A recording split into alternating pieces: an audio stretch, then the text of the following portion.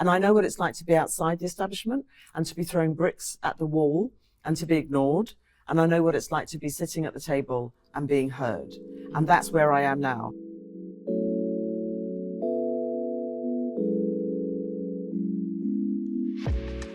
When I met Bernardine Evaristo, I was immediately struck by the clarity and courage of her personality.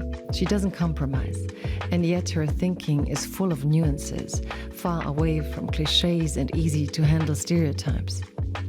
At the same time, she's not afraid of being very proud of sitting at the table with the establishment.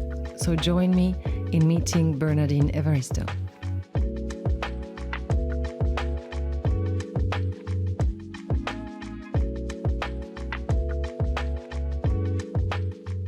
Welcome to the book of my life. My name is Jagoda Marinić. I'm a writer and host of this show, and I'm happy to lead you through 1 hour of talking books, life, and the world. My today's guest is Bernardine Evaristo. Hi, good to be here. Looking forward to talking to you. So happy to have you here. Well, I even don't need to introduce you, but I will say a few words. You are the winner of the Booker Prize 2019 for Women, Girl and Other, a book that I think shook up the literary world in a way, also due to the way you then responded to the questions people gave to you, to the book itself, to the characters it portrayed, to the way the success it also had, it meant for you. And you have now, because there were so many questions on who you are and how you became who you are, written a manifesto, which is interesting because it is about not giving up, which I like. So welcome to this show. I'm glad you took your time to be here. We're going to talk about the book of your life, or the books of your life, books that shaped your thinking, that shaped the way you approach the world, maybe your own writing and reading. And you have brought a book to start with, which I'm very curious to find out about. Why did you pick this book? Would you tell us, and what does it mean to you? Because... Well, maybe just tell us first which one you picked. So Audre Lorde's book of essays, Sister Outsider, she came back into the public domain probably around the time of the Me Too movement, so a few years ago. But she was a really prominent black feminist in the 1980s when I was a young woman. And she was actually the most prominent black feminist. And so I grew up in London. I was born in 59. By the time it was the early 80s, I was in my early 20s. I had become a feminist. I was lesbian during my 20s, so I was also a lesbian. I was also learning about my black identity because I'd grown up in a very white area. And I was in theatre. I trained at drama school. I was running a theatre company called Theatre of Black Women. And I was part of this community of women of colour artists and white women, but predominantly women of colour artists who were wanting to become creative professionals in a world where we weren't welcome. There was literally no interest in us as artists. And, we were what we call minoritized in a majority white society. So we were seen as different because we were women of color. But also, we came from different cultures and we were drawing on that to varying degrees in our practice. But also the experience of being black in Britain at that time was something that kind of bound us together. And we needed role models. We needed thinkers and leaders who were older than us, who had been there before and to whom we could turn, who we could perhaps emulate, who would help guide us through this quite hostile environment as creatives. And there wasn't really anybody in Britain at that time to do that. So just a little history lesson for those who don't know. Most of us were what were called second generation Brits. So that means that one or both of our parents had come over from the former colonies a generation earlier. So my father came from Nigeria at the end of the 1940s, and a lot of people had parents who came from the Caribbean. And sometimes it was like both parents came from the Caribbean, or you were mixed race or biracial, so one parent would be maybe from the Caribbean or maybe from Africa, and one parent would be white. And when they came to Britain in the 40s, 50s, 60s, they were immigrants. It was an alien country. they were outsiders and they were struggling to survive and provide for their children. So very few of them went into the arts, which just wouldn't have been an option. You know, people went into the National Health Service, they went onto the railways, they worked on the bus services, they worked in factories. You know, there are very particular professions that people filled. And they had children, and they had to provide for their children. So their children, my generation, had the luxury of choices, of, you know, choosing a career in the arts, those of us who did. And so we couldn't turn to our parents for guidance, not really, because they didn't know. They weren't aware of the arts world, so they were completely divorced from it. But there were African American women in the States who were then called Black American, not African American, who were a generation or two older than us, who were powerful Black women and feminists, who were carving out a space for themselves in the arts. In particular, I'm thinking of literature. And they come from the culture is very different in America, always has been. You know, they have a lineage of Black people in America going back 400 years, whereas in Britain it's much more fragmented. And so they also have historically Black universities, and just demographically, there are many more of them than there are or ever were Black people in Britain. So they were the powerful figures who we turned to, but not because we, on the whole, knew them, because, of course, this is all for the younger people. This is way before you could just send a tweet to Roxane Gay, for example. Yeah. These African-American women were available to us through the books that they wrote, but they were only accessible in one bookshop in London called Sister Right, which was a feminist bookshop. And because at that time, of course, there was no Amazon, there were no online book retailers. So you had to go into a physical bookshops. Again, I'm talking to the really young people just to remind them of the world as it was. And this was a really important bookshop because it imported all kinds of women's books from around the world. And so in a way, that was my feminist education through going to that bookshop. And then I discovered Toni Morrison, Alice Walker, various other writers, but also Audre Lorde. And she was such a powerful spokesperson for Black women. And she was so unapologetic. And to my mind, she was brilliant. And she was also kind of respected in the wider feminist community, which, you know, we felt very not disrespected, very alienated from that community, because there was white feminism at that time. It wasn't, the intersectionality wasn't really a term. So there were white feminists, and so if there were white feminists, we were going to be Black feminists. And Black feminists also included women of the African diaspora, but also from the Indian diaspora and Asian diaspora. So anybody of color, really, would have at that time in the 80s aligned themselves as Black.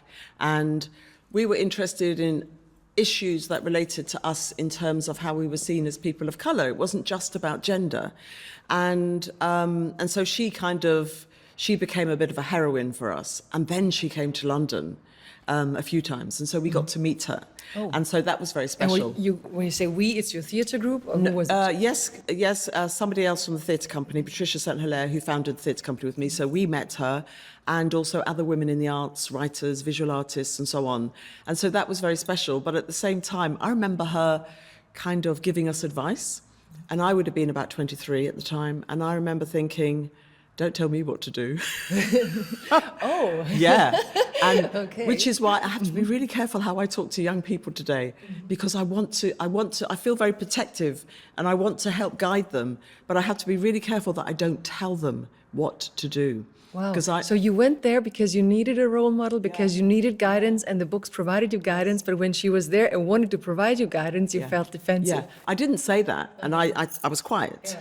But inside, I really remember very strongly feeling like, I felt like she was patronizing us. And what was she telling you, actually? I can't remember. But I felt like she was patronizing us, and that's not to say that she was, but she was coming from such a powerful culture, America, African Americans, and we were like the poor relations, and also much younger.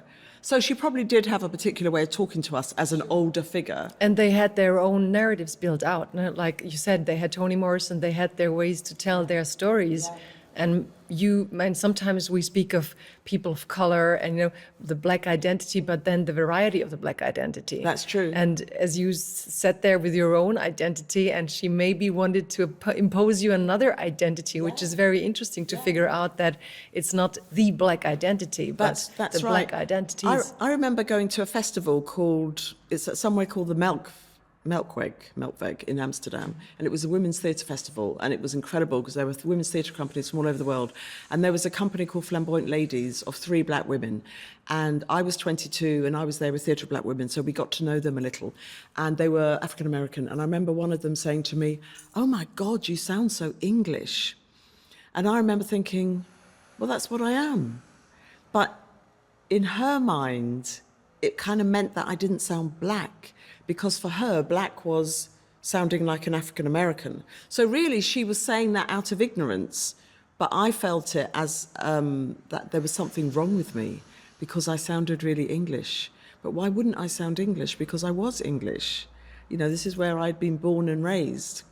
It's interesting to say that at that point in the early 80s, Toni Morrison wasn't the big star that she became. It was Alice Walker, The Colour Purple, which was such a powerful book, and also Steven Spielberg made it into a film. So that was a global phenomenon, and she was the leading black woman writer of the time. And she described herself as a womanist. So she was very feminist in that way. But Audre Lorde was the more edgy, radical outsider who would say things like, "Your silence will not protect you," or "The master's tools will not dismantle the master's house." I hope I've quoted her correctly, which actually I disagree with now. Oh, why? Yeah, because I'm inside the establishment and I'm transforming it from within. And that's what I'm doing. But at that time, I would have agreed with her. But would you, I mean, when you say you're part of the establishment, and people who think like Audre maybe, or are influenced by that thinking, would say you are now part of the establishment. I mean, would they actually give you the credits for what you're doing? When you say, I am changing part of it, they would say you are profiting and turning into it. It is an interesting dilemma, but I'm very clear about what I'm doing and who I am. And I know there will always be people who will be casting aspersions about me and saying, she's a sellout, she's a coconut, she's a this, she's a that. And maybe my younger self would have been doing that to somebody like myself. But they don't also understand what I'm doing. So when I do assume establishment positions, so for example, professorship at a university, if you're a professor at university, you are part of the establishment. I'm president of the Royal Society of Literature, right? So that is an establishment role. And you're the second woman, I think, and the first black woman, right? First person of colour in 200 years. Yeah. You know, I write for the national newspapers. They are part of the mainstream of society.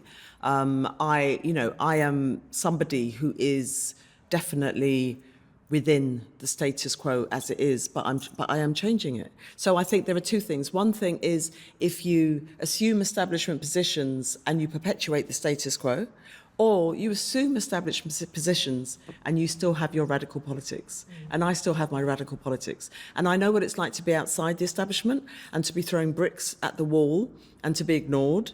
And I know what it's like to be sitting at the table and being heard.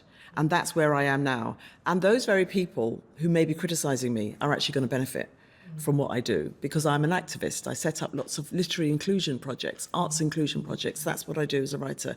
And that's what I'm using my platform for as a writer who's now won the Booker Prize. So when you speak of change, that's the concrete change that you're trying to provoke in a way, to say that you are opening doors to have it easier for people that are even against what you're doing. It's, for example, cultural appropriation. Do you deliberately contradict in interviews when you say, no, I do not think it's so important? Why do you do this? And I don't like people making assumptions about my politics or my beliefs. And I think people do. Because I'm a woman of colour, because I'm outspoken, because I'm clearly left-wing, they will make assumptions about where I stand on political issues. And I think there is a problem with our society today in terms of mob mentality, especially on social media, where everybody has to agree with each other, and arguments become very polarised and there is no nuance left. And I find that really problematic. So when people make assumptions about where I stand on issues, I have to correct them and say that, and I'm not just doing it to being contradictory or, contrary. I'm actually talking my truth, which is that I'm more interested, I think as artists we should have freedom, right? I actually think we should have complete and utter freedom, right? But there are also consequences to the freedom that we choose to take.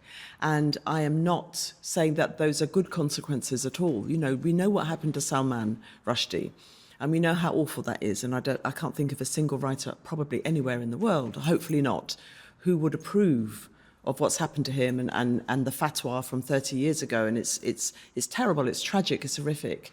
But on a smaller scale, you know, if a writer wants to write beyond their own demographic and inhabit characters and create lives that are not from their community or their background, why would you stop them doing that?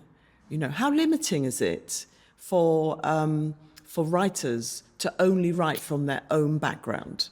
You know, and I don't really see, I see that as a very simplistic way of looking at creativity. So I think people should have that freedom.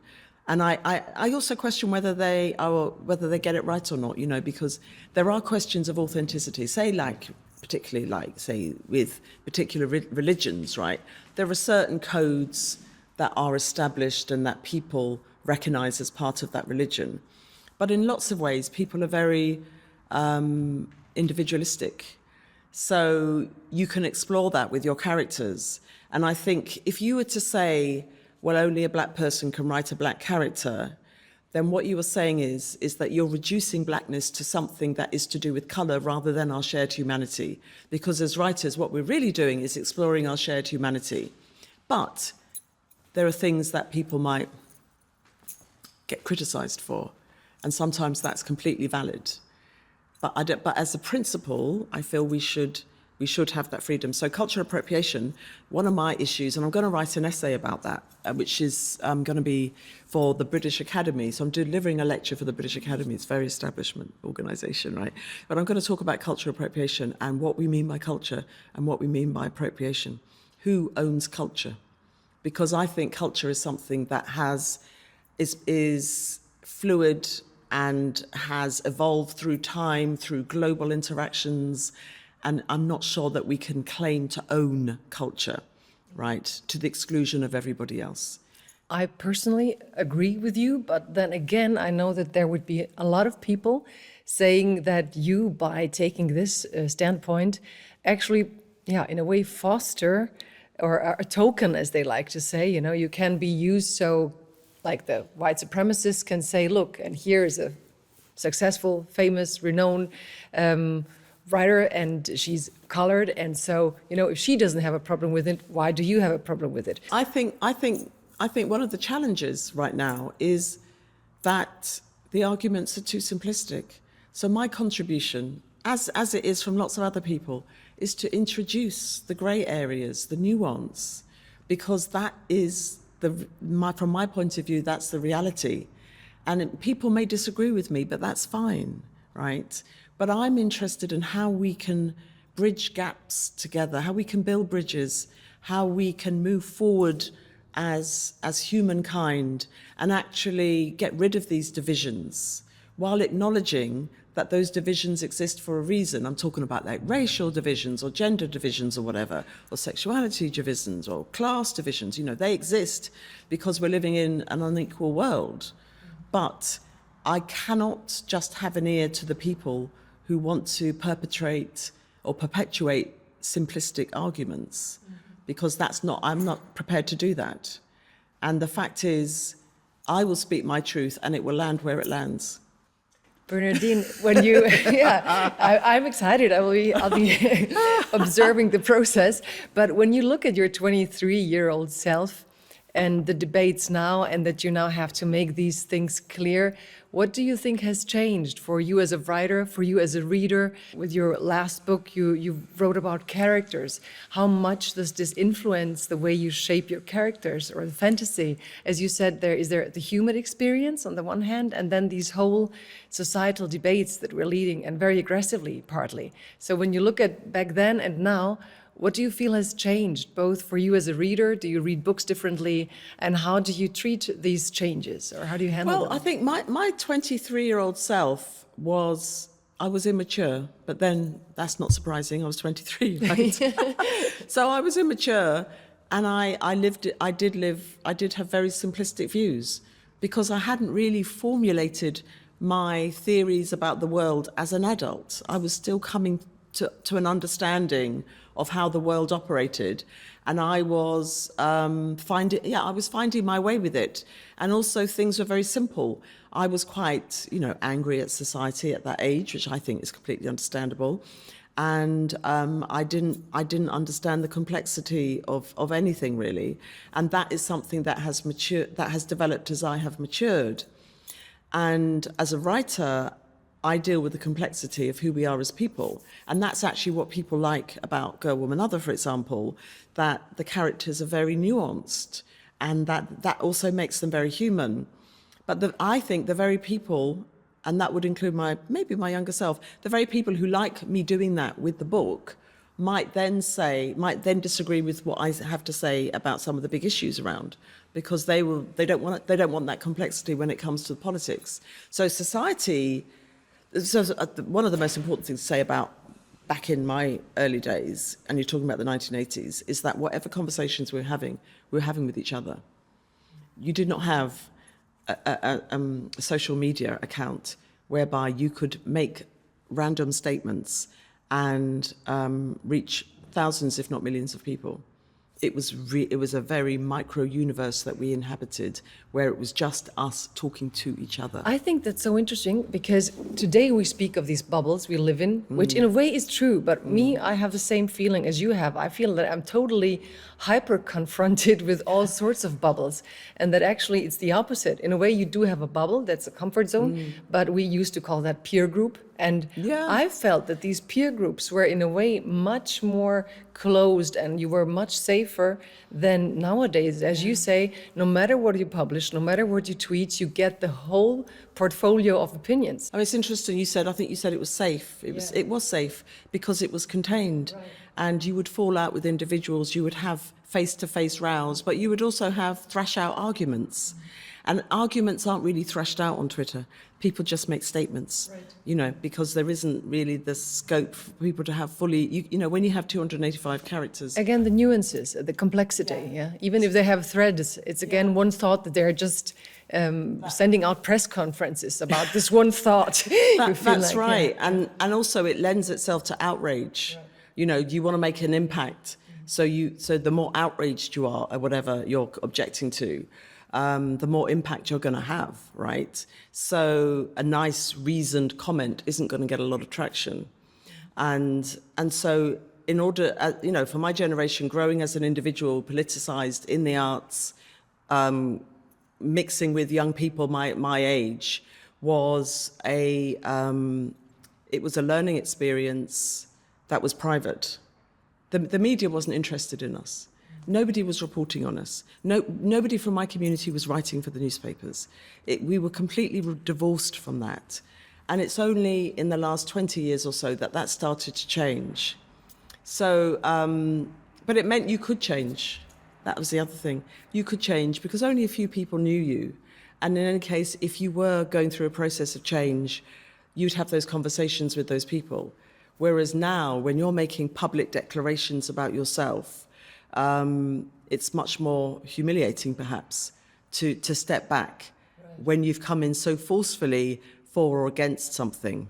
I think there's one story that I find, almost like it's transformative when you talk about your first love that was so abusive in this. Oh, yes. Yeah, so I think by telling her story as a fictional character, in many ways, as soon as you write her, it's not about her, it's also about what she represents in your book. And what did you understand in this experience of a first love that you thought maybe would be liberating from patriarchy, from male dominance, I thought that is a crucial moment. It was a crucial moment, you're right, because I was in a relationship with a woman, so in my 20s I had relationships with women, and the woman was more dominating than any man I'd ever come across. So I was crushed as an individual in that relationship, and I was a really strong feminist at that stage. Well, I still am, but I was, I had become a very strong feminist, but I gave my power away. And I see it as that. I gave my power away because I don't like to see myself as a victim. So this person was actually coercively controlling, but we didn't use that. That wasn't part of the lexicon then, because we have developed in terms of, as a society, in terms of how we understand abusive relationships work, because they're something that we discuss. But I don't think in the 80s that was really being discussed. I mean, Oprah Winfrey, I think, she was one of the people who brought it to public attention, didn't she? All the the taboos, the hidden areas of our lives. And that wasn't until maybe the late 80s, when people might then... That's interesting that you mention her, because when I got to know her, I was, wow, she's giving space to these people, she's giving space to these topics. And as you beautifully said, she sets it up into the light. I find it interesting that you refer to her. Yeah. I mean, I've always seen her as a force for good, actually. She likes a particular kind of narrative, and if you don't write that kind of narrative, she's not, it's not the kind of book that she would promote. But certainly, so there I was, stuck in this relationship with somebody who was controlling and actually crushing my personality and crushing my creativity, and yet it was a woman. So I think that was a turning point for me, because I said I've been quite simplistic in my thinking, and I was quite negative about men in my early 20s. All men are bad. I hate the patriarchy. They're sexist bastards, right? And then here I am with somebody who is more controlling than most male-female relationships. So then I think that's perhaps the beginning of me understanding the complexity of the human condition. And I think the beginning of something that you bring into writing that's very interesting for us as readers. And I also love, if I may say, I don't know if it's, but I mean, it's out in the world. You said that during that time you still lived with a man. When you had a female, or not with her, but before with a female, you talked about that in an interview. And I loved when you said that's something my current self, my today's self would not do. And you really harshly judge yourself, you're like, because I was a very selfish, I don't know what you called yourself. But I think there's so much, this critical view that you have on your own actions, on your own life, not just on other people's lives, is also liberating in a way. Oh, that's good. That's good, because I wanted to be honest. Yeah. And I wanted it to be self-interrogatory. Right. I didn't want it to be me presenting myself as the victim of circumstance. And that's something that you do sometimes get in memoirs. It's like, oh, I was in this terrible relationship for 10 years. Whereas what I'm saying is I chose to be in that relationship for 10 years and I lost myself. And then I found myself when I left that relationship and was much stronger as a result of it. Therefore, I do not regret it. Yeah, and I'm even treating other people differently because I learned lessons about myself, which is not just I'm keeping bad, abusive people out of my life, but I'm also learning how to be better to other people. That's right. And that's the complexity that I enjoy about the way you treat your characters. Or even your own character, your alter ego in your manifesto. When we speak about writers with a heritage, I would say in brackets, because everybody has a heritage, but it happens that everybody who is not like from the mainstream society or ethnicity, we come to be talking about our ethnicity a lot, Do you see a dilemma in this, that in a way, simply as you said, they looked at us as if we were different. And simply by their gaze, you also treat something that is actually not different to you, that's who you are, as something that has to be inspected, inspired. And how hard is it to come to a natural narrative, or is it possible, or how do you conquer that thing of, no, I'm not different, and they have labeled me that? I think what I did was, because I wasn't accepted, I mean, on one hand, I was accepted, I did not spend my childhood alienated and alone. Right? I was very much part of the school I went to. I was very much part of the youth theatre. I had friends. Our family was the bogey family in the street, yes. So, because we were a black family in the street, and so the house was attacked and so on. But I don't want to present my childhood as one of hardship in that way, because it wasn't. But because I was treated differently, it made me then choose to research my father's history and also the wider African history. And then that has also gave me a vocation in terms of what I do today. So as an artist, I was never somebody, well, I just want to write stories, but I don't know what I want to write about.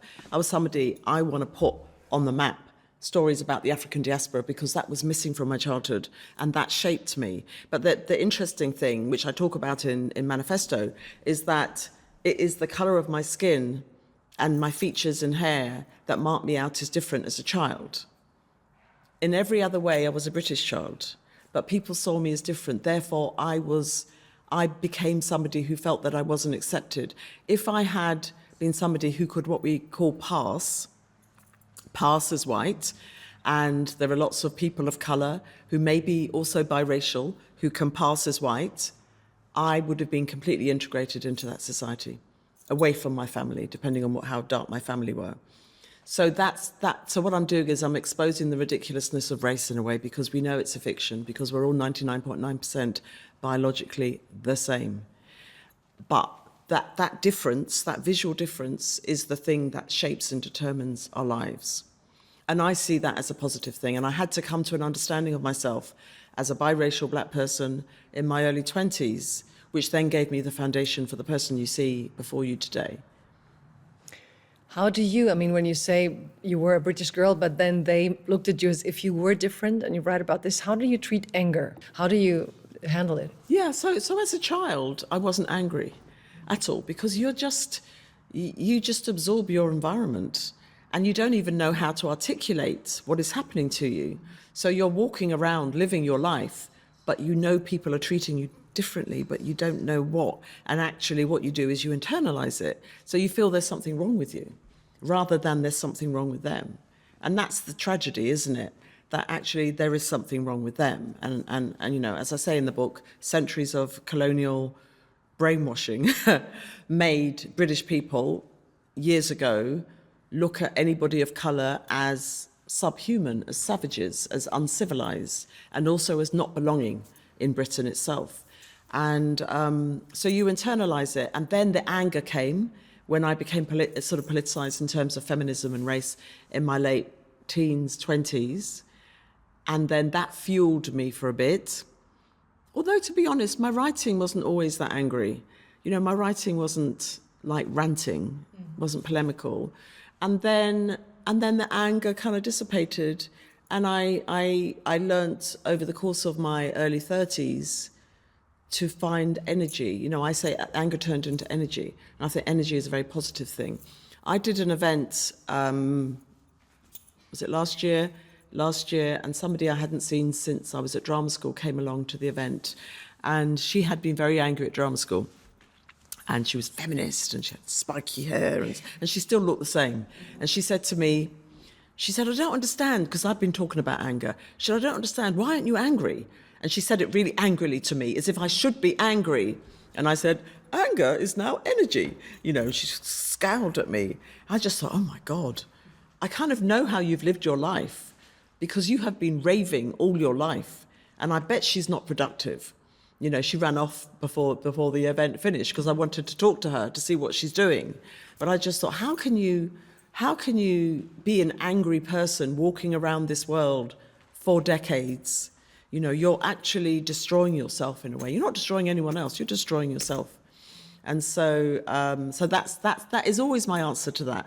Energy. But that's a huge dilemma at the moment, I think, in all these conversations about the people say we have to like free anger from the labeling, that, you know, not being angry is a form of control. That's like the one stream. You know, you have this, you know, you're not angry, you're suppressing, you're not angry. I don't know about this. No, okay. So there's a lot of books even out on feminist books, like how can we be more angry? We have a right to express our anger. And I'm always hesitant. I'm like, okay, if I express my anger, what am I doing all the time? I'm running around being angry. So what is that doing to my life? It's not changing, as you said, the suppressors situation. And on the other hand, people like you who are really dealing with this subject, and even in Toni Morrison's interview, I found one thing that I really enjoyed, where she said, I quit anger or something.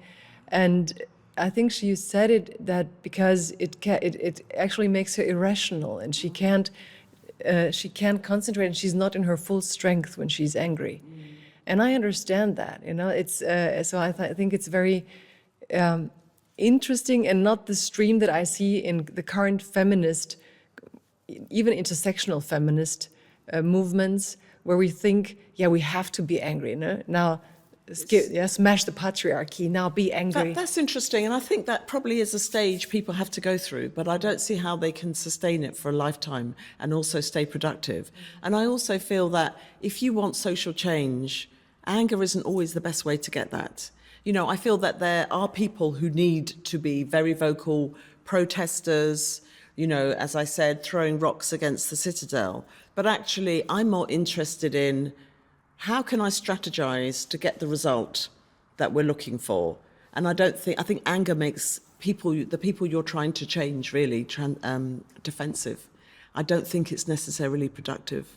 I don't think it's the cleverest way to achieve results, but I can see that there is a place for it. But as individuals, I feel that it is a phase that you have to pass through in order to survive. When you say you're now part of the establishment, a professor in these royal circles, when I think of this young, angry Bernardine and now this established Bernardine, what of the angry is left when you walk through these halls or when you're at these meetings? I mean, there's a lot of privilege that we associate with, I don't know, the white elite or with capitalism. And how do you feel when you're there? And this old self, how does it look at it? It's all research. It's all research. I find it fascinating.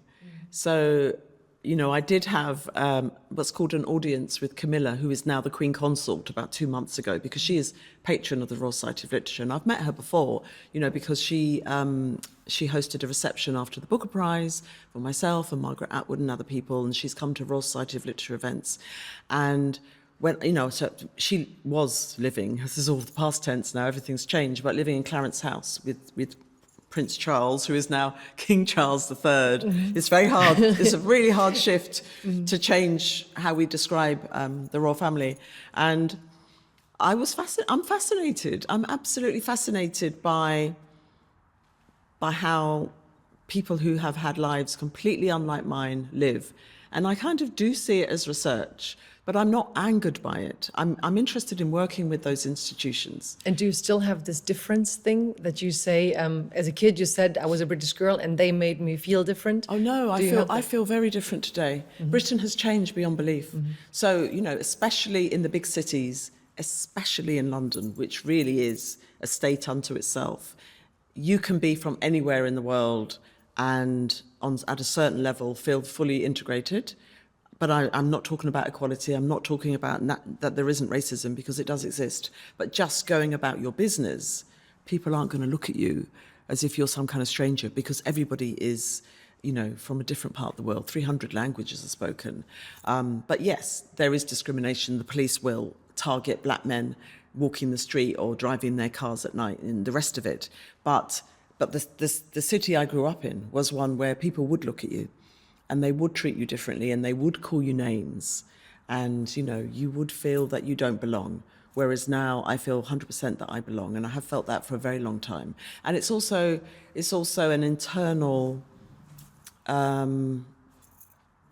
internalized, and it has to be internalized. So I feel that I belong in my country, and if anyone thinks otherwise, I don't care. Do you know what I mean? Because I know who I am. There we go. How much of this do you owe to books? A lot to books, isn't it? You know, that's how one of the most important ways in which we educate ourselves, isn't it? Through literature, through non-fiction, through exploring ideas, through exploring other lives, through writing my books. You know, all the exploration that I've done about what it means to be a person in this world, what it means to be a person of colour in Britain and the African diaspora, and feeling acknowledged and validated by other writers out there. I think literature plays a really important part. It's also given me a strong identity in myself as a reader and as a writer. Yeah. And you strongly stressed in conversation that you protected your creative talent. You protected it from an everyday job. You protected it from the world. I found this also fascinating. So how did you have that security to know, well, it's books, you know, it was acting, but soon you figured out, you know, actually I write the plays. And How did you know that? Where did this come? How did it feel? I mean, it just was, you might not know where it came from. I don't think it was actually, I didn't feel secure. I think my life was very precarious, but I could live with that precariousness because I was so committed to my creativity. Obviously, there are people who go into the arts who have very secure lives, who become very successful and or choose professions where they're always regularly working and so on. But a writer doesn't earn much money unless they do, and most writers don't earn a lot of money. Nobody's really waiting for your work. And but I knew that was the only thing I wanted to do. It was almost, I think, there was no other choice, because I wanted to be fulfilled in what I was doing in my life. And so that was writing after theatre, and I had no choice but to do that, because otherwise I would have left a part of myself behind if I had stopped writing, if I had taken a job that would have given me a regular income and then given me a property and given me all the kind of material things that people aspire to have. I aspired to be a creative person and to lead a creative life, and that's what I did. But it was at the cost of not having sort of financial security, and I felt it, but I didn't resent it, because I was doing what I wanted to do, and that was really important to me. And so many people I've known in the arts gave up.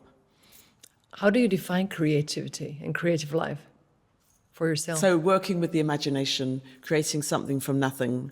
I'm talking in particular about the writing that I do, which is across genres. It's not just writing books and fiction and the memoir, but it's also writing commissions, it's writing for theatre, it's writing for radio, it's creating an imaginative world that is my unique thumbprint, that is unique to myself, and that is my voice in the world.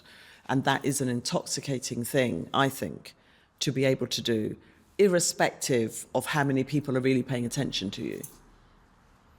We have one last question that we ask every guest. And you might know the Obama's reading list, summer reading list. You know, every year he comes out with this things he's reading, which is for many a recommendation, what's worth reading. If we were to send out Bernardine's summer reading list, a few titles, which ones would you recommend that we read after this year? What have you read this summer, and what would you say is your summer reading list? Yes, well, I read, early in the year, I read The Dutch House by Anne Patchett, who, of course, is a huge writer in America, and I absolutely loved it. And I I didn't understand why I hadn't read her earlier, because she's had a very long career. I also read the Nickel Boys by Colson Whitehead, who's African-American writer, and that was a really, very short, but a very powerful book. There's a book called Assembly by a writer called Natasha Brown, and she's a very new writer. It's a very short book, but it's a really punchy, powerful, political, beautifully written book about a black woman trying to survive in the kind of corporate world and in kind of with the white upper classes. I think that's one to recommend. Can I think of anything else that I've read recently? Okay, a book called C cross ANTO, which is a poetry collection by a writer called Joelle Taylor. And she is a lesbian, and it's about lesbian club life, and it's amazing. And she won the biggest poetry award in Britain for it, called the T.S. Eliot Prize. And poetry is something I would have loved to discuss with you too, but our time is over. And I'm very happy that we had the opportunity to talk, and that I could get a glimpse into your narratives and the way you, the way you build your stories, build your thinking, and the way books shaped you, and particularly the way you shape us with nice. giving us your stories through your books. Thank you, Bernardine. Thank you.